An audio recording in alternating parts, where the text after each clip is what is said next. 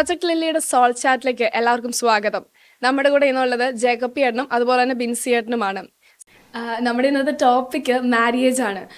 As A law student, ഞാനൊരു law student ആണ്. അതുകൊണ്ട് തന്നെ നമ്മൾ ഒത്തിരിയേറെ ഇങ്ങനെ മാരേജ് റിലേറ്റഡ് അല്ലെങ്കിൽ റിലേഷൻഷിപ്പ് റിലേറ്റഡ് ആയിട്ടുള്ള കുറേ ക്വസ്റ്റ്യൻസ് ഒക്കെ നമ്മൾ കേൾക്കാറുണ്ട്. പക്ഷെ പല സാധനങ്ങളും വരുമ്പോഴത്തേക്കും നമുക്ക് ഡൗട്ടാണ്, ഇതെന്താണ് അല്ലെങ്കിൽ എന്താണ് ഉത്തരം. ചില സമയത്ത് വളരെയേറെ കൺഫ്യൂസ്ഡ് ആയിട്ട് പോകുന്ന സിറ്റുവേഷൻസ് ഉണ്ട്. അതിലിപ്പോൾ ഒരു എക്സാമ്പിൾ പറയുവാണെങ്കിൽ, നമ്മൾ കോളേജുകളിലൊക്കെയും പറയുമ്പോഴത്തേക്കും ഫസ്റ്റ് ഓഫ് ഓൾ ഡേറ്റിംഗ് എന്നൊരു കൺസെപ്റ്റ്, ഈ ഒരു കൺസെപ്റ്റിനെ അല്ലെങ്കിൽ ഈ ഒരു ടേമിനെ ശരിയായിട്ടാണോ പലരും ഉപയോഗിക്കുന്നത് എന്ന് തന്നെ സംശയമുണ്ട്. അല്ലെങ്കിൽ മറ്റൊരു വാക്കിന് പകരമായിട്ടാണ് ഡേറ്റിംഗ് യൂസ് ചെയ്യുന്നത്. ശരിക്കും ഈ ഡേറ്റിംഗ് എന്ന വാക്കിൻ്റെ അർത്ഥം എന്താ, അല്ലെങ്കിൽ ഈ കൺസെപ്റ്റ് എന്തെന്നാണ് എൻ്റെ ഒരു ആദ്യത്തെ ഒരു സംശയം. എനിക്കൊന്ന് ഇപ്പോഴത്തെ കാലത്ത് നമ്മൾ ഏറ്റവും കൂടുതൽ പറഞ്ഞു കേൾക്കുന്ന ഒരു വാക്കാണ് ഡേറ്റിംഗ് എന്ന് പറയുന്നത്. ശരിക്കും നമ്മളൊക്കെ ആദ്യം കേൾക്കുന്നത് ഡേറ്റിംഗ് എന്ന് പറയുന്നത് കാർബൺ ഡേറ്റിംഗ് ആണ്. അപ്പോൾ ഈ ഡേറ്റിംഗ് എന്ത് ഡേറ്റിംഗ് ആണ് എന്നുള്ളൊരു, അപ്പം ഒരുപക്ഷെ എനിക്കൊന്ന് ഡേറ്റ് ഫിക്സ് ചെയ്യുന്നത് ഒരു ഡേറ്റ് ഫിക്സ് ചെയ്ത് അവർ തമ്മിൽ കാണുന്നു, അറേഞ്ച് ചെയ്യുന്നു, അങ്ങനെയൊക്കെ വന്നായിരിക്കണം ഈ ഡേറ്റിംഗ്. പക്ഷേ ഇന്നത്തെ ഒരു സിറ്റുവേഷനിൽ ഡേറ്റിംഗ് എന്ന് പറയുമ്പോൾ എനിക്ക് തോന്നുന്നു ഒരു റൊമാൻറ്റിക് റിലേഷൻഷിപ്പാണ് എല്ലാവരും മീൻ ചെയ്യുന്നതെന്ന് ഞാൻ വിചാരിക്കുന്നു. പക്ഷേ എന്തായിരിക്കണം ഡേറ്റിംഗ് എന്ന് പറയാൻ ഞാൻ ആഗ്രഹിക്കുകയാണ്.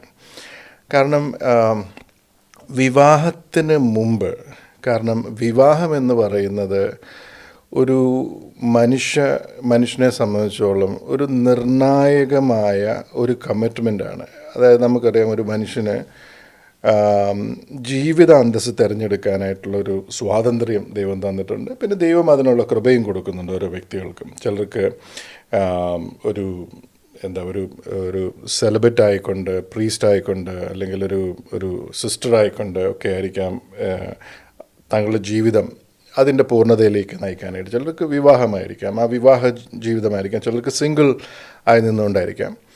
അപ്പം ഈ വിവാഹം എന്ന വൊക്കേഷൻ സ്വീകരിക്കുന്ന ഒരാൾ എന്താണ് ചെയ്യുന്നതെന്ന് ചോദിച്ചാൽ, എന്നെ തന്നെ മറ്റൊരു വ്യക്തിക്ക് ഒരു സമ്മാനമായിട്ട് അല്ലെങ്കിൽ ഒരു ഗിഫ്റ്റായിട്ട് ജീവിതകാലത്തേക്ക് കൊടുക്കുകയാണ്. അതായത് എൻ്റെ മരണം വരെ.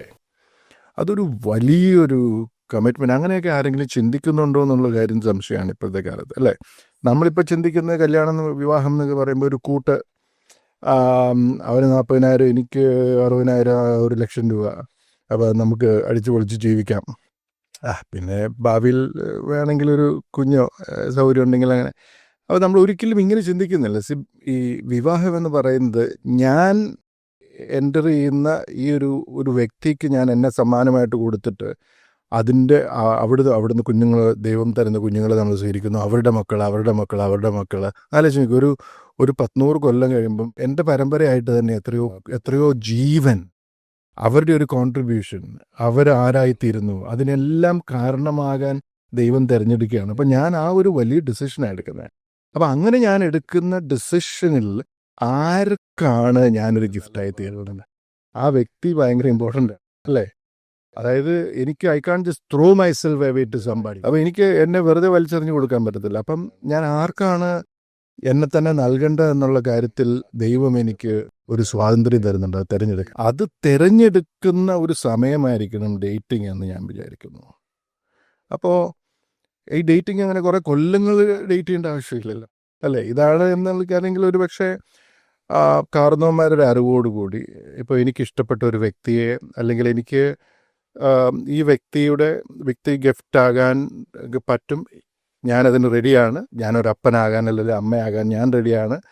ഈ വിവാഹത്തിൽ ഈ വ്യക്തിയുടെ ഭാര്യയാകാനോ ഭർത്താവാകാനാണോ എന്നെ ദൈവം വിളിക്കുന്നത്, ഞാനതിന് തയ്യാറാണോ എന്നുള്ള ഒരു കാര്യം ഡിസേൺ ചെയ്തെടുക്കാൻ വേണ്ടി ആ വ്യക്തിയെ മാതാപിതാക്കന്മാരുടെ അറിവോടുകൂടി ഞാൻ കാണുകയും സംസാരിക്കുകയും ആ വ്യക്തിയെക്കുറിച്ച് കൂടുതൽ അറിയുകയും ചെയ്യും. എന്തിനാ?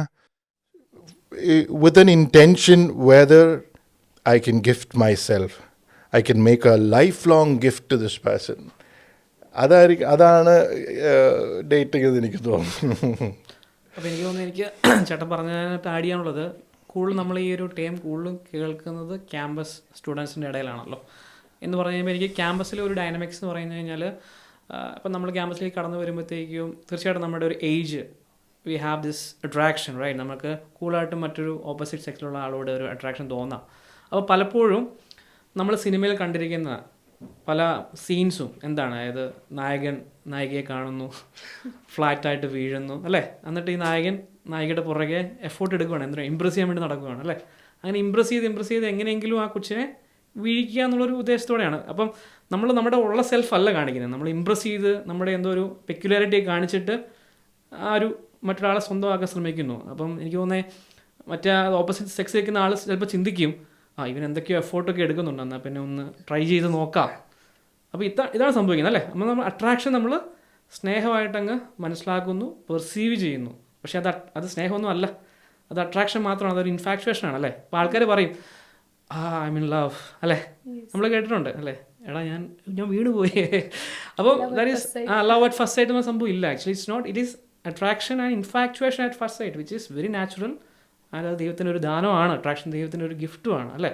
അപ്പം നമ്മൾ ഈ പറഞ്ഞ പോലെ, ചേട്ടൻ പറഞ്ഞ പോലെ it's A life long commitment ആണ്. അപ്പോൾ ആ ഒരു ക്ലാരിറ്റിയോടെ എൻ്റർ ചെയ്യേണ്ട ഒരു പ്രോസസ്സാണ് ഈ ഒരു ഡേറ്റിംഗ്. അപ്പം തീർച്ചയായിട്ടും campus you not ready for any of those things. നമ്മുടെ കരിയർ ഫോക്കസ് ചെയ്യണം, നമ്മൾ പഠിക്കണം, നമ്മുടെ സ്കിൽ സെറ്റ് നമ്മൾ മനസ്സിലാക്കി അവിടെ വർക്ക് ചെയ്യേണ്ട ഒരു സമയമാണ് ക്യാമ്പസ് അല്ലേ. അവിടെ നമ്മളിപ്പോൾ ഒരു കമ്മിറ്റ്മെൻറ്റിലേക്ക് പോവുകയാണ് അല്ലേ. ഇപ്പോൾ അട്രാക്ഷൻ മ്യൂച്വലായി കഴിഞ്ഞാൽ സംഭവിക്കും, അതൊരു കമ്മിറ്റ്മെൻറ്റിലേക്ക് പോകും അല്ലേ. അവിടെ നിൽക്കുമോ? ഇല്ല. അടുത്ത എന്താണ്, നമുക്ക് ഈ പറഞ്ഞ പോലെ നമുക്ക് ഈ ഡിസൈൻ ചെയ്തൊക്കെ അങ്ങനെയാണ്, we want to become a gift അല്ലേ, മറ്റൊരാൾക്ക് ഒരു ഗിഫ്റ്റ് ആകാൻ വേണ്ടി ശ്രമിക്കും, കൂടുതലായിട്ട് അറിയാൻ ശ്രമിക്കും. അവിടെ നിൽക്കുകയില്ല, അതൊരു സെക്ഷൽ യൂണിയനിലേക്ക് പോകാൻ സാധ്യതയുണ്ട്. ഒരു നല്ലൊരു ഓപ്പർച്യൂണിറ്റി വന്നു കഴിഞ്ഞാൽ, ബിക്കോസ് നമ്മൾ അങ്ങനെയാണ് നമ്മൾ ഡിസൈൻ അയക്കുന്നത് അല്ലേ. അപ്പോൾ ഇത് കോണ്ടെക്സ്റ്റ് മാറി നമ്മൾ ചെയ്ത് കഴിഞ്ഞാൽ ഈ പ്രോസസ്സ് എല്ലാം ഫോളോ ചെയ്യും. ക്യാമ്പസിൽ are you ready for all those things? No, you not ready for any of those things. നമുക്ക് പഠിക്കാൻ പോലും സമയം കിട്ടുന്നുണ്ട്, പക്ഷേ നമ്മൾ തിരക്കിലാണ് അല്ലേ, നമ്മൾ ഓട്ടത്തിലാണ്. അപ്പോൾ you are not ready for those things. അപ്പം തീർച്ചയായിട്ടും campus is not a place for dating. Yes, നമ്മളിപ്പം ക്യാമ്പസിലേക്ക് നോക്കുവാണെങ്കിൽ മറ്റ് പല പല പുതിയ ടേംസ് കാണാം. അതായത് ഇപ്പം നോക്കുവാണെങ്കിൽ ഡെലുലു അല്ലെങ്കിൽ സിറ്റുവേഷൻഷിപ്പ്, ബെഞ്ചിങ്, ഇങ്ങനെ ഒത്തിരിയേറെ ടേംസ് ഒക്കെയും കാണാൻ പറ്റും. അപ്പം ഡെലുലു നമ്മൾ പ്രേമലു എന്ന് കേട്ടിട്ടുണ്ട്. ആക്ച്വലി ആളൊരു ഫാന്റസി വേൾഡിൽ എന്നുള്ള രീതിയിൽ ചെയ്യുന്നില്ലെങ്കിലും അയാൾ എന്നോടുള്ള സ്നേഹത്തെ പ്രതി ഇതൊക്കെയും ചെയ്യുകയാണെന്നുള്ള അങ്ങനെയൊക്കെയുള്ള ഒരു കൺസെപ്റ്റ് ആണ് പലതിന്റെയും ഒരു അതുപോലെ തന്നെ ബെഞ്ചിങ് എന്താണ് ഉദ്ദേശിക്കുന്നത്? അതായത് മറ്റൊരാളെ ബാക്കിൽ നിർത്തിയിട്ട് ഒരാളെ മുന്നിൽ നിർത്തി റിലേഷൻഷിപ്പിലായിരിക്കുന്ന സിറ്റുവേഷൻ, സ്റ്റെപ്പിനെ, അതായത് ബേസിക്കലി ഇപ്പം എനിക്കൊരാളുണ്ട്, ഇനി ഇൻ കേസ് ഇയാൾ വർക്കൗട്ട് ചെയ്തില്ല എങ്കിൽ ബാക്കപ്പ്. അപ്പോൾ അതാണ് നിങ്ങൾ ഐ ടിയിൽ ബെഞ്ചിലിരുത്തുന്ന പോലെ ഒരാളെ ബെഞ്ചിലിരുത്തിയേക്കായിരിക്കും. അപ്പോൾ അയാളെ ഇടയ്ക്കൊക്കെ ഒന്ന് കണക്ട് ചെയ്ത് ഇങ്ങനെ നിർത്തുന്നു മെയിൻ ആള്. പിന്നെ പറഞ്ഞ ഒരു സിറ്റുവേഷൻഷിപ്പ് അല്ലേ, അതെന്താണ് സിറ്റുവേഷൻഷിപ്പ് എന്ന് വെച്ച് കഴിഞ്ഞാൽ നമ്മളുടെ ഓരോ സിറ്റുവേഷൻ അനുസരിച്ചിട്ട് മാറിക്കൊണ്ടിരിക്കുക. ഈ സിനിമകളിലൊക്കെ നമ്മൾ കണ്ടിട്ടുണ്ട് ഈ കാര്യങ്ങൾ. അതായത് രാവിലെ ഒരു മിന്നു ആയിരിക്കും, ഉച്ചയ്ക്ക് ഒരു പൊന്നു, രാത്രി ചിലപ്പോൾ അത് വേറെ ആളായിരിക്കും. സിനിമയിൽ കോമഡി ആയിട്ട് പോർട്രേറ്റ് ചെയ്യും, പക്ഷെ റിയൽ ലൈഫിൽ അതിന്റെ ഒരു ഇൻഫ്ലുവൻസ് എന്തായിരിക്കും? അപ്പം സിറ്റുവേഷൻഷിപ്പ് എന്ന് പറയുന്നത് ഒരു നോൺ കമ്മിറ്റഡ് റൊമാൻറ്റിക് റിലേഷൻഷിപ്പാണ്, മനസ്സിലായില്ല. അപ്പം ഇതിനകത്ത് തന്നെ ഒരു പ്രശ്നമുണ്ട്. കാരണം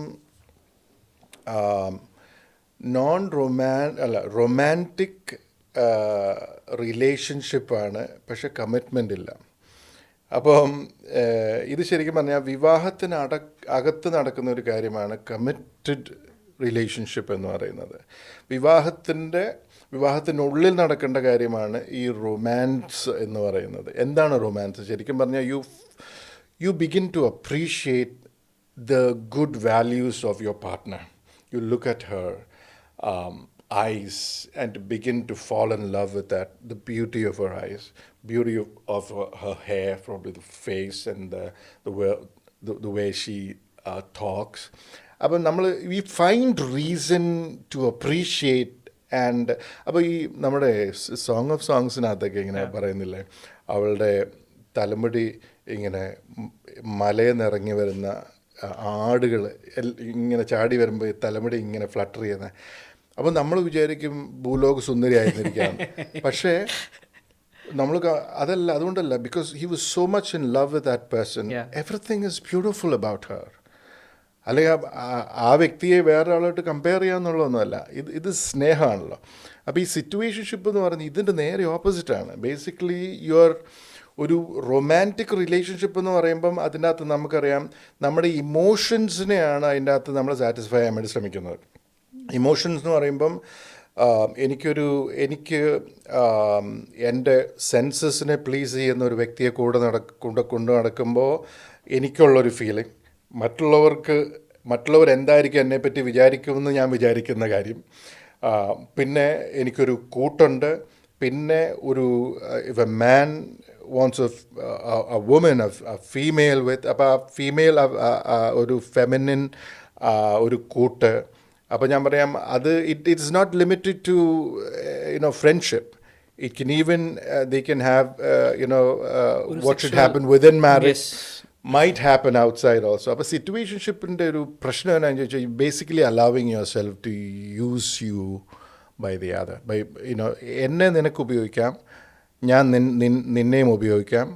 അതിനുവേണ്ടി നമ്മൾ ഒരുമിച്ച് ഒരു കമ്മിറ്റ്മെൻ്റ് ഒന്നുമില്ല. കാരണം ഭാവിയിലേക്ക് they will never talk about commitment, never discuss about commitment.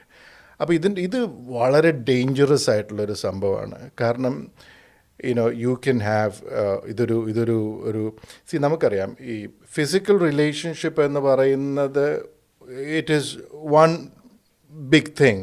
പക്ഷെ അതിന് മുമ്പ് തന്നെ ഈ ഇമോഷണൽ ഒരു ബോണ്ടിങ് നടക്കുന്നുണ്ട്. ഇമോഷണൽ മാത്രമല്ല. So when you get to know somebody more, അവിടെ ഒരു ബോണ്ടിങ് ഉണ്ട്, നമ്മുടെ അറ്റാച്ച്മെന്റ് ഉണ്ട്. നമ്മുടെ കെമിക്കൽസ് ആർ വർക്കിംഗ്, നമ്മുടെ dopamine is rising, there is an attachment, there is a bonding that happens. അപ്പം നമ്മൾ സ്പിരിച്വലി, മെൻ്റലി, ഇമോഷണലി എല്ലാം ബോണ്ട് ചെയ്യുന്നു. Even physically also. ഈ ഇമോഷണൽ ആകുമ്പോഴത്തേക്ക് ഫിസിക്കൽ ഗ്യാപ്പ് കുറഞ്ഞു വരും നമ്മൾ തമ്മിലുള്ള. Then finally the bodies have to be one flesh, which should happen within marriage, that happens outside the marriage. പിന്നെ നമുക്കറിയാം അതുമായിട്ട് ബന്ധപ്പെട്ട നൂലാമാലകൾ, പ്രശ്നങ്ങൾ. ഇപ്പോഴത്തെ ജനറേഷന് ഇതിനെന്താണ് പ്രശ്നം എന്നൊക്കെ ചിലപ്പോൾ ചോദിച്ചേക്കാം. What is wrong with sex outside marriage? What is wrong with getting closer to somebody? there's a huge baggage that you need to carry after all this. അല്ലേ? ഐ മീൻ പല ആൾക്കാരും സംസാരിക്കുമ്പോൾ നമുക്ക് മനസ്സിലാവുന്ന, അല്ലെങ്കിൽ അവർക്ക് മാരേജ് എന്നൊരു കൺസെപ്റ്റിനോട് താല്പര്യമില്ല. അല്ലെങ്കിൽ നമ്മളിപ്പം നോക്കുവാണെങ്കിൽ ഈ ഇടയ്ക്ക് കുറച്ച് സ്റ്റഡീസ് നടത്തിയതായിട്ട് കണ്ടിട്ടുണ്ട്. കല്യാണം കഴിക്കാൻ താല്പര്യമുണ്ടോയെന്ന് ചോദിക്കും, താല്പര്യം ഇല്ല എന്നുള്ള രീതിയിലാണ്. അപ്പം ഇപ്പോഴത്തെ ഒരു ജനറേഷനിൽ പല ആൾക്കാരും, എല്ലാവരും അല്ല, ചില ആളുകളെങ്കിലും വിവാഹത്തിനോടൊരു എതിർപ്പ് പ്രകടിപ്പിക്കുന്ന ആൾക്കാരാണ്. അവരുടെ ചോദ്യം എൻ്റെ ഒരു ഫ്രീഡം, കരിയർ, ഇങ്ങനെയുള്ള സാധനത്തെയൊക്കെ ഞാൻ സാക്രിഫൈസ് ചെയ്യണമെന്നാണ്. This is a big question. ഇതിപ്പം ഇതിൻ്റെ ഒരു ആഴത്തിൽ മനസ്സിലാകണമെന്നുണ്ടെങ്കിൽ മനുഷ്യൻ ആരാണ് എന്ന് മനസ്സിലാക്കേണ്ടി വരും. അപ്പം മനുഷ്യൻ ആരാണെന്നുള്ള ചോദ്യത്തിൻ്റെ ഉത്തരം മനുഷ്യൻ ദൈവത്തിൽ നിന്ന് വന്നു എന്നുള്ളത് തന്നെയാണ്. കാരണം മനുഷ്യനെ തന്നെ സ്വയം ക്രിയേറ്റ് ചെയ്യാനോ, അല്ലെങ്കിൽ അവന് എന്ത് കഴിവാണുള്ളത്? അവൻ തനിക്ക് നൽകപ്പെട്ടത് സ്വീകരിക്കുന്നവനാണ്. അങ്ങനെ തന്നെയാണ്, അല്ലേ? അവനെ തന്നെ സൃഷ്ടിച്ചിട്ടില്ല.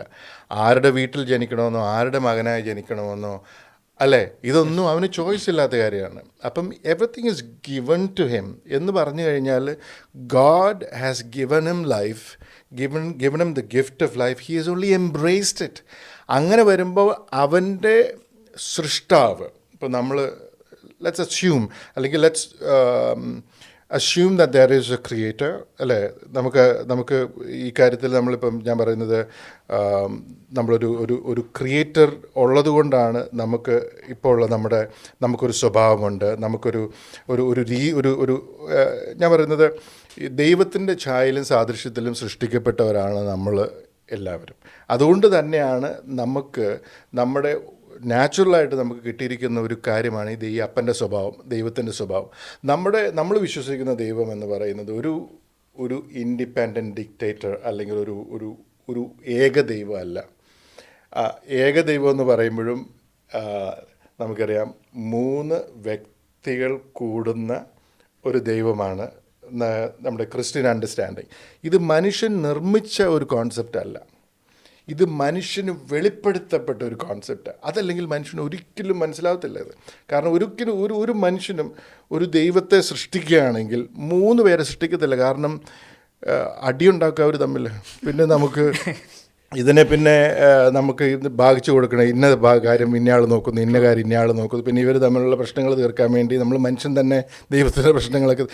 പക്ഷെ ഇവിടെ ഈ ദൈവം നമ്മളോട് തന്നെ റിവീൽ ചെയ്തതാണ് there is father, son and the holy spirit.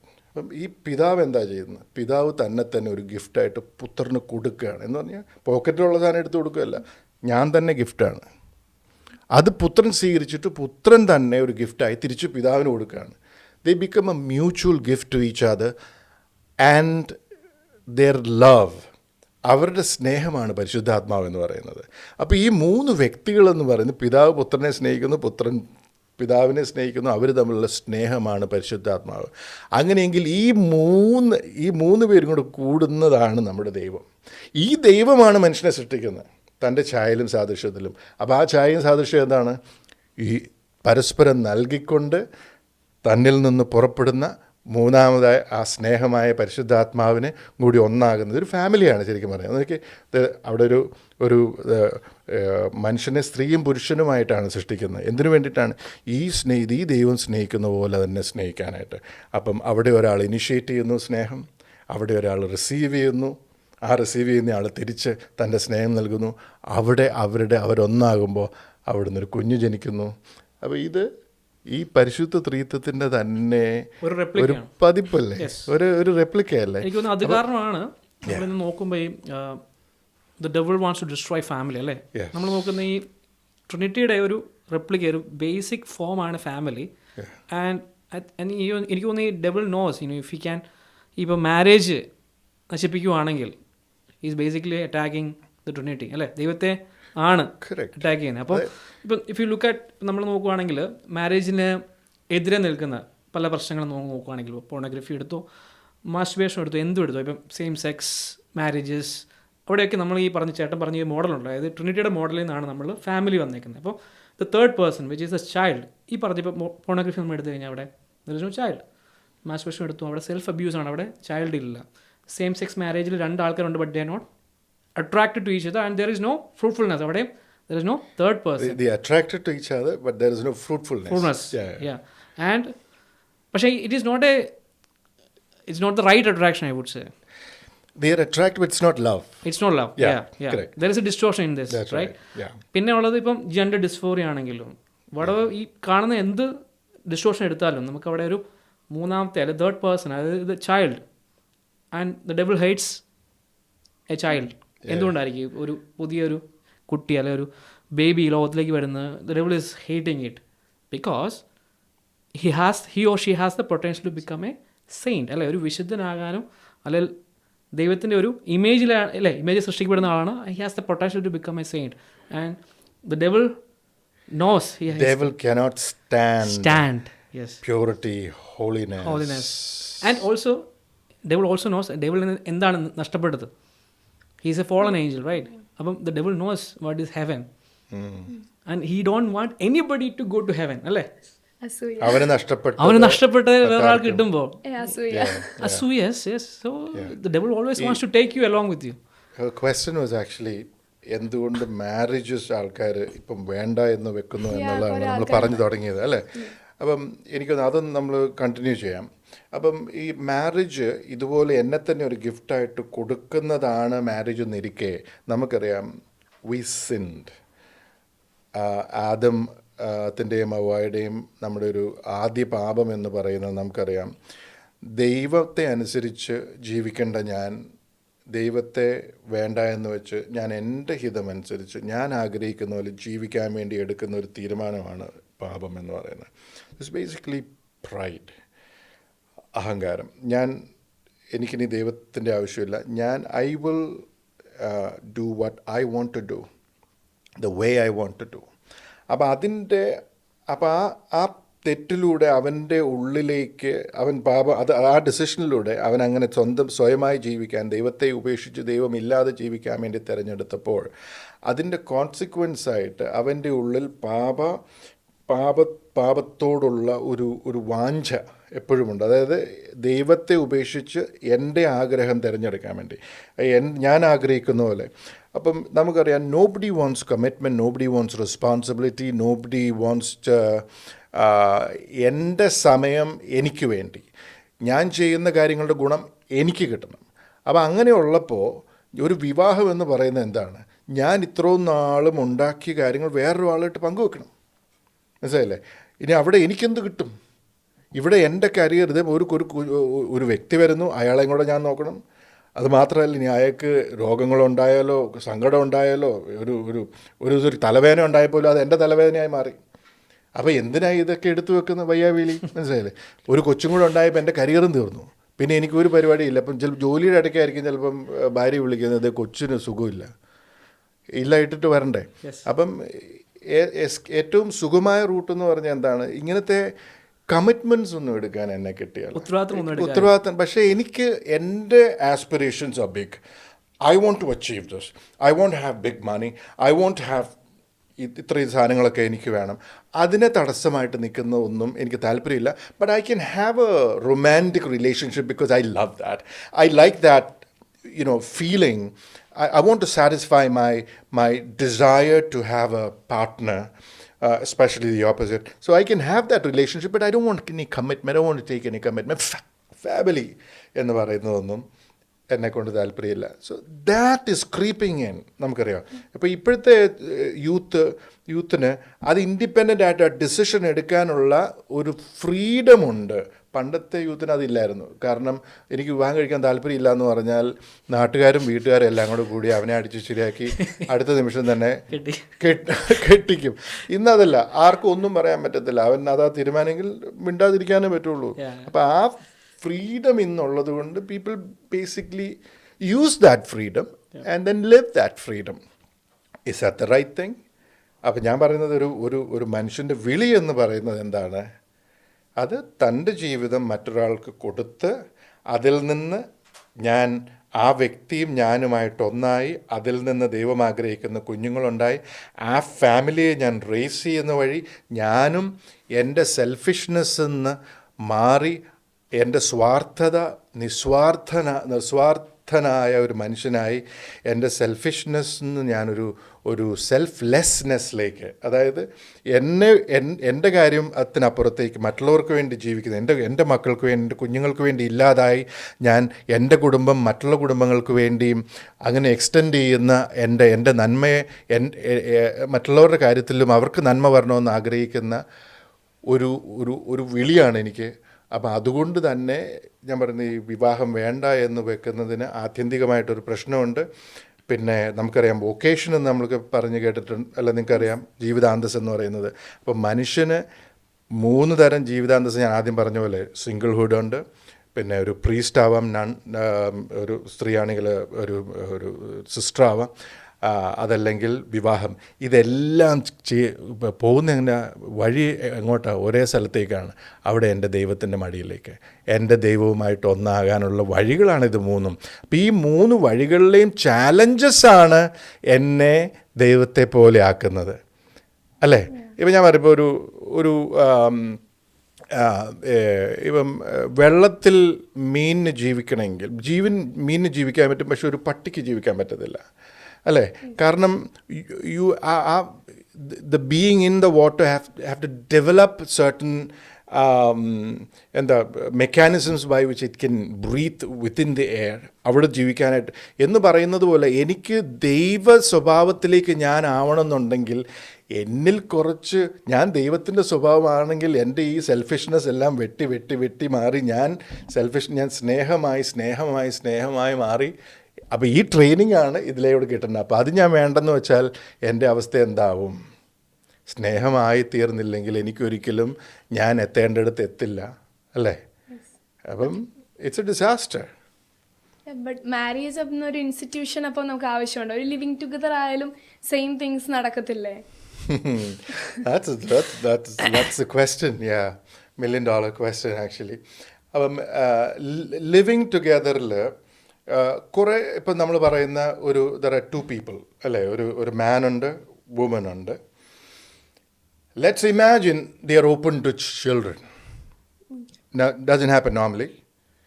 Living together, at least in India, പിള്ളേർ ഉണ്ടാകുക എന്നുള്ള ചാൻസ് വളരെ കുറവാണ്. പുറത്തൊക്കെ പിന്നെയും പിള്ളേരും ഒക്കെ ആയിട്ട് ഒരുമിച്ച് വിവാഹം കഴിക്കാതെ ജീവിക്കുന്നത് കോമൺ ആണ്. പിന്നെ later on they get married, അങ്ങനത്തെ സംഭവങ്ങൾ. പക്ഷേ ഇവിടെ നമുക്കറിയാം most of the cases they won't get married. So basically they live as husband and wife, they enter into sexual relationship, but they won't have children. Even if they have children, ഇതിനകത്ത് commitment ഇല്ല.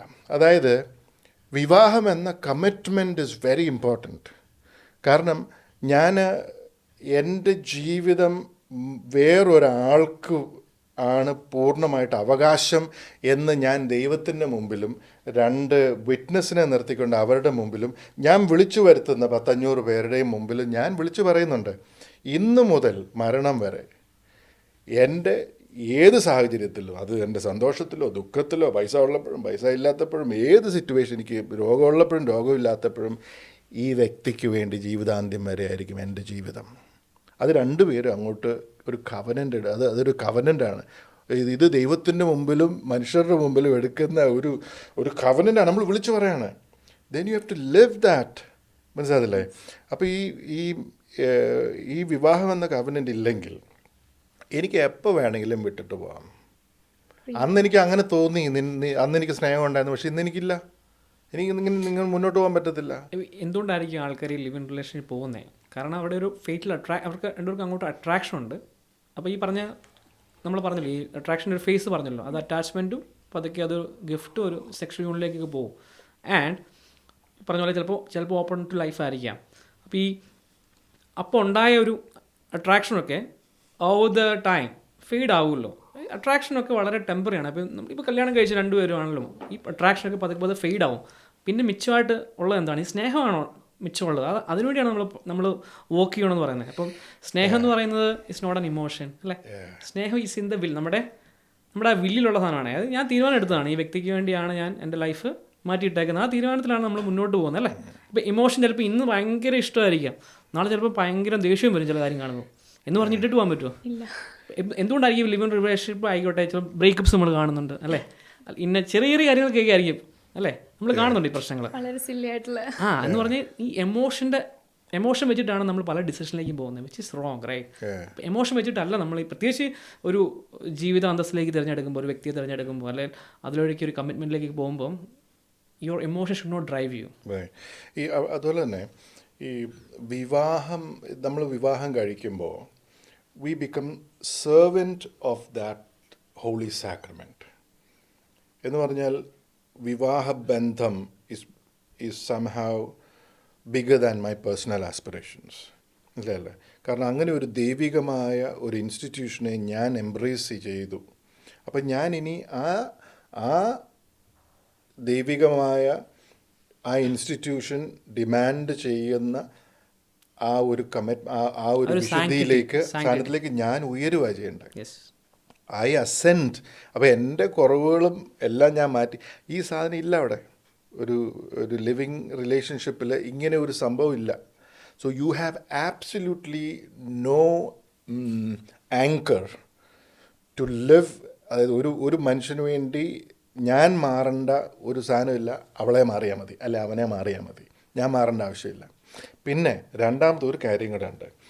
There's a whole lot of grace that comes with the sacrament of marriage. എന്താണ്? നിനക്ക് ദൈവം സ്നേഹിക്കുന്നത് പോലെ സ്വയം മറന്ന് മറ്റുള്ളവന് വേണ്ടി ജീവിക്കാനായിട്ടുള്ളൊരു കൃപ, നീ അറിയാത്തൊരു കൃപ ഈ മാരേജ് എന്ന സാക്രമെൻറ്റിലൂടെ നമുക്ക് ലഭിക്കുന്നുണ്ട്. അപ്പോൾ അങ്ങനെ വരുമ്പോൾ ഞാൻ പറയുന്നത്, നീ ദൈവത്തോടൊപ്പമാണ്, കർത്താവ് എനിക്ക് ഇങ്ങനെ സ്നേഹിക്കാൻ പറ്റുന്നില്ല, നീ സഹായിച്ചില്ലെങ്കിൽ ഞാൻ എൻ്റെ കാര്യമാണ് നോക്കുന്നത് എപ്പോഴും, എനിക്ക് അവരുടെ കാര്യം നോക്കാനായിട്ട് തോന്നുന്നില്ല കർത്താവേ എന്നൊരു ആറ്റിറ്റ്യൂഡ് ഉണ്ടെങ്കിൽ പോലും നിനക്ക് കൃപ ലഭിച്ചുകൊണ്ടേയിരിക്കും. You will get better at loving the other or seeking the good of the other. നമ്മൾ വിവാഹം ഉറപ്പിച്ചു, അല്ലെങ്കിൽ ഇന്ന ആളെ തന്നെ ഞാൻ വിവാഹം കഴിക്കും, എല്ലാ കാര്യം തീരുമാനിച്ചു കഴിഞ്ഞു. പക്ഷേ അങ്ങനെ ഒരു സമയത്തേക്ക് ഞാൻ ഒരു സെക്ഷൽ റിലേഷൻഷിപ്പിലേക്ക് ആളുമായിട്ട് ബന്ധപ്പെടുന്നതിൽ പ്രശ്നമുണ്ട്. അതിൻ്റെ അകത്ത് ശരിയില്ല എന്നുള്ളതാണ് എൻ്റെ ശരി. ലൈംഗിക ബന്ധം ബിലോങ്സ് ടു മാരിറ്റൽ റിലേഷൻഷിപ്പ്. വിവാഹത്തിനുള്ളിലാണ് ലൈംഗിക ബന്ധത്തിന് സ്ഥാനമുള്ളൂ. വിവാഹം എന്ന് പറയുന്നത് ഞാൻ പറയുന്ന ഒരു വിറയലോടുകൂടി അപ്രോച്ച് ചെയ്യേണ്ട ഒരു വലിയൊരു മിസ്റ്ററി തന്നെയാണ്, ഒരു ഒരു സാക്രമെൻ്റ് തന്നെയാണ്. സ്കോട്ട് ഹാൻ്റെ ഒരു പുസ്തകത്തിൽ പറഞ്ഞിരിക്കുന്നത് marriage is humanly impossible, that is why God raise it to a sacrament.